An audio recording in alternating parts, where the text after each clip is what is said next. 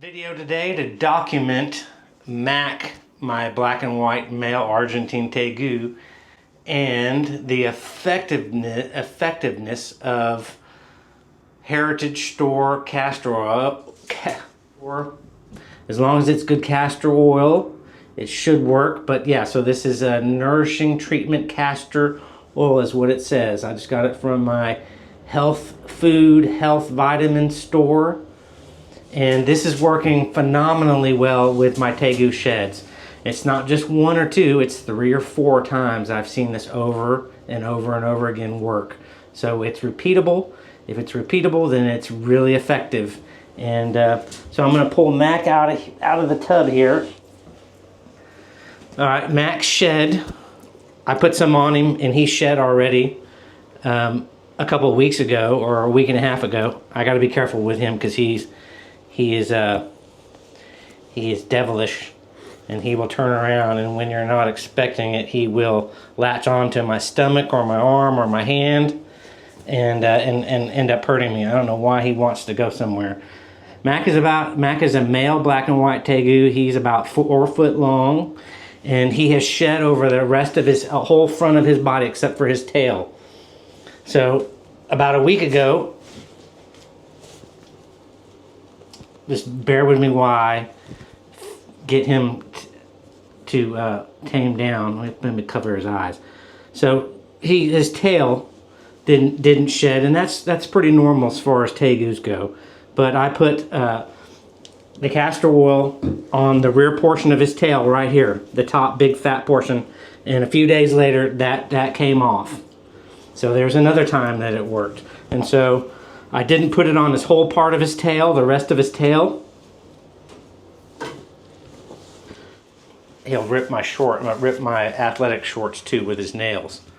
So about 3 or 4 days later, all that came off just perfectly right here. So it's the rest of his tail. So I'm just going to put some on today, and then I'm going to hold the video, and then I'm going to show you in 3 or 4 days when it comes off and how well it works. So he can still bite you through the towel. If you're not paying attention, he opens his mouth and you get your finger in his mouth and between the towel, and he crunches down on your finger. It's gonna hurt too. So you gotta be really ahead of the game when working with Mac, or maybe your Tegu too. Maybe your adult Tegu. But okay, so we're gonna take some out. I'm gonna just lightly apply it and work it in with my hand.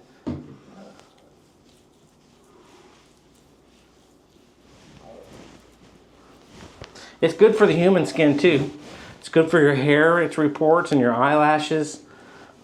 Also coconut oil, but the coconut oil doesn't work as well. It's helping to produce the shed as the castor oil does. Also, you can put it on the other parts of their skin and make them look really shiny and really brilliant looking.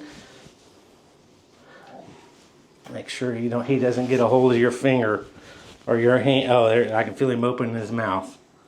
And he can turn around and still latch on to your thigh or your stomach.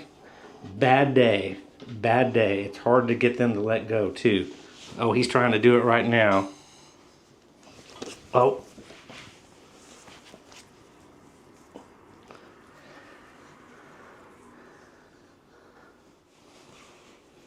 He's opening his mouth right now. He can open that thing really, really wide. He can fit your whole foot, or the whole front of your foot, or your fist in there. His mouth is so big. And he's not fully grown yet. So, got to be careful.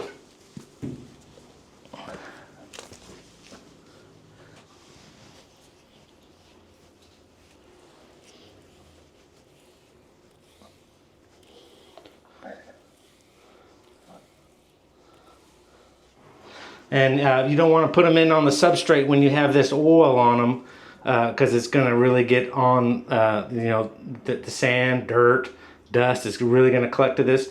So my plan is just to keep him in his habitat on the carpet floor, and he'll sleep all day all the rest of the day and into the night and into the afternoon tomorrow, and it'll dry. It'll soak into his skin, and it's not going to get all over the place. But yeah, just rub it in real well, and we'll come back and look at it in a couple of days. All right, we're back with Mac. It's 4 days later, and we're going to see how his shed on his portion of his tail is, and see how the castor oil worked. Make sure he doesn't latch onto my arm or my hand. But here you can see it's pulling up. And again, before I go into the video, they finish the video, you want to test this out on your Tegu, your individual Tegu, the castor oil. You want to test this out and make sure everything's good, your Tegu's not allergic to it, or there's not an adverse reaction. Just like humans, with the millions and millions of different humans, different things are human beings, different things can affect our skin, and we can have allergic reactions to different foods, so you want to check that. Just be aware. But, yep, so, and again, Tegus, their bodies and their tails, they tend to shed at different times, and my hypothesis is that their tails grow slower than their bodies do, the front portion, and so maybe the tail doesn't shed as quickly as the rest of the body because of that. So Mac is on the prowl again, so let's pull this off. See how easily his shed comes off? It's just, he's hard to do. But I help him with this because my Tegu lives inside. My Tegu lives in a house.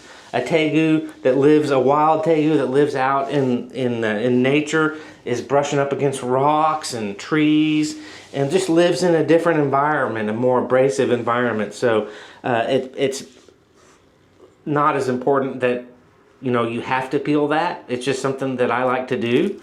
And because there's always that thing, if you don't take the shed off the toes of your reptiles, then after a while that can constrict the blood from the toes or their feet, and they can actually lose their toes or lose their nails. So I just, or if you left it on the tip of their tail for a long time, it may cause them to lose the tip of their tail. So I just proactively take this stuff off.